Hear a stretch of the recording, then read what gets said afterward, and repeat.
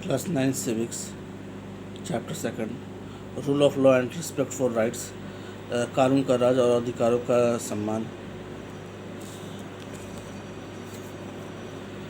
यहाँ पर हम इसे पढ़ने वाले हैं। जिम्बाब्वे में 1980 में अल्पसंख्यक गोरों के शासन से मुक्ति मिली। इसके बाद देश पर जानू पीएफ दल का राज रहा, जिससे देश के स्वतंत्र संघर्ष की अगुवाई की थी। इसके नेता रॉबर्ट मुगाबे आज़ादी के बाद से ही शासन कर रहे हैं। चुनाव नियमित रूप से होते हैं, पर सदा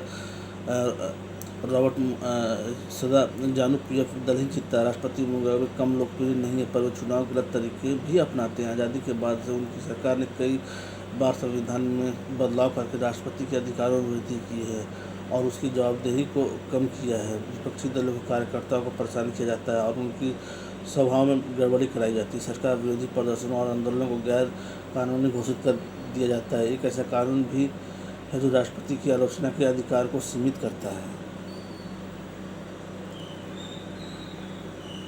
इसके शासक टेलीविज़न और रेडियो पर सरकारी नियंत्रण है और उन पर सिर्फ शासक दल के विचार ही प्रसारित होते हैं। अखबार स्वतंत्र है, पर सरकार की आलोचना करने वाले पत्रकारों को परेशान किया जाता है। सरकार ने कुछ ऐसे अदालती फैसलों की परवाह नहीं की जो उसके खिलाफ किए जाते थे और उसने जजों पर दबाव भी डाला। जिम्बाब्वे का उदाहरण बताता है कि शासकों के लिए बार बार जनादेश पाना लोकतंत्र की एक ज़रूरत है, पर इतना पर्याप्त नहीं है। लोकप्रिय नेता भी अलोकतांत्रिक हो सकते हैं। लोकप्रिय नेता भी तानाशाह हो सकते हैं। अगर हम लोकतंत्र को परखना चाहते हैं तो चुनाव पर नज़र डालना बहुत ज़रूरी है, पर उतना ही ज़रूरी है कि चुनाव के पहले और बाद की स्थिति पर भी नज़र डाली जाए। चुनाव के पहले सत्ता पक्ष से विरोधी समूहों के कामकाज समेत सभी तरह के राजनीतिक गतिविधियों की पर्याप्त गुंजाइश रहनी चाहिए, जिसके लिए ज़रूरी है कि सरकार नागरिकों के कुछ बुनियादी अधिकारों का आदर करे। उनको सोचने की, अपनी राय को बनाने की, सार्वजनिक रूप से अपने विचार व्यक्त करने की, संगठन बनाने की, विरोध करने और राजनीतिक गतिविधियों करने की स्वतंत्रता होनी चाहिए।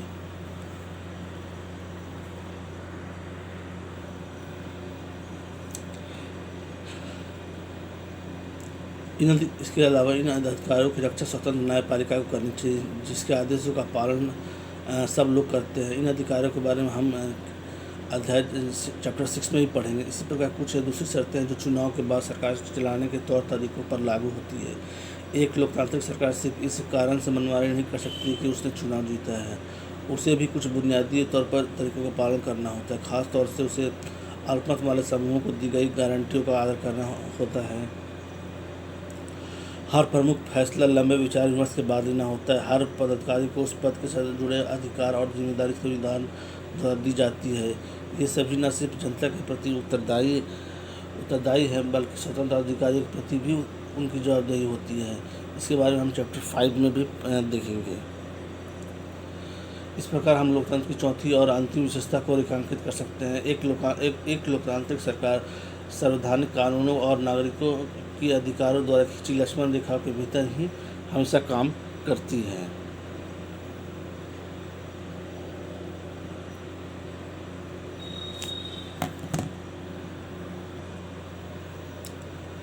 नेक्स्ट समरी ऑफ डेफिनेशन है। इसमें अगर हम देखा जाए तो इस पर चर्चा करेंगे, तो इसमें हम लोकतंत्र की सरल सी परिभाषा से बात शुरू करते हैं कि लोकतंत्र सरकार का एक ऐसा रूप है जिसमें शासकों का चुनाव आम लोग करते हैं। हमने पाया है कि इसके कुछ प्रमुख शब्दों के बारे में स्पष्ट ना हो जाए, यह परिभाषा पर्याप्त नहीं है। अनेक उदाहरणों के जरिए हम अपने शासक के तरीके के रूप में लोकतंत्र की 4 विशेषताओं को रेखांकित किया है, जैसे कि लोगों द्वारा चुने गए शासक ही सारे प्रमुख फैसले लेते हैं। चुनाव लोगों के लिए निष्पक्ष अवसर और इतने विकल्प उपलब्ध कराता है कि चाहे वो मौजूदा शासक को बदल सके। इसके साथ साथ यह विकल्प अवसर सभी लोगों को समान रूप से उपलब्ध होना चाहिए। इस चुनाव से बनी सरकार संविधान द्वारा तय बुनियादी कानूनों और नागरिकों के अधिकारों के दायरे के लिए काम करती हो। नेक्स्ट टॉपिक जो हमारा है ये वाई डेमोक्रेसी, लोकतंत्र ही क्यों, जो हम नेक्स्ट वीडियो में देखेंगे।